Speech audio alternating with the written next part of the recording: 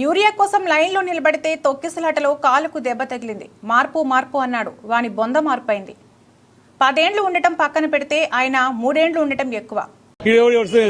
ఎట్లా ఉంది రేవంత్ రెడ్డి? చాలా బాగుంది. దొంగల చాలా బాగుంది ఆయన చేసింది. కాలు తొక్కి కాలు లైన్ నిలబడితే మార్పు మార్పు అన్నారు. ఏం మార్పు? ఆయన మార్పు బొంద మార్పు అయింది. ఏం మార్పు అయింది ఆయనది? ఫేస్ లో రైతునే రాజు చేస్తాను చేస్తూనే ఉండి చేసిన లైన్ కట్టినా మీద మళ్ళీ ఓట్లు వేస్తారా?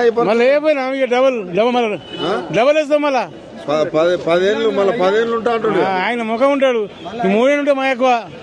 ఈ 3 ఏళ్ళు ఉంటే మా ఎక్కువ. ఇప్పుడు అంతేనా? ఈ 3 ఏళ్ళు ఇబ్బంది అంతే. ఎట్లా ఉంది? 20 నెలలు అవుతుంది. 20 లోకల్ అయిపోయింది సార్. 20 లోకల్ అయిపోయింది. వేస్ట్. రైతులకు ప్రధానంగా ఏమి ఇబ్బందులు ఉన్నాయి? అన్ని మందులు లేవు, కరెంటు సక్క లేదు. తినవా నాన్న బాగా పొద్దుగాల దుల్లగడ్డ వచ్చినాం. పార్లమెంట్ తోడు లేడు. వచ్చి రోజు సలహా కొడుతున్నాం. వచ్చి ఏం లాభం? ఇప్పుడు ఆ పంట పండబోతుంది పరిస్థితి. ఇంకేముంది? రూపాయలు తింటాం. బియ్యం తినాం కదా, రూపాయలు తినేదా? ఇబ్బంది ఉంది మొత్తం. చాలా ఇబ్బంది. మందులు సక్క లేవు, కరెంటు సక్క లేదు.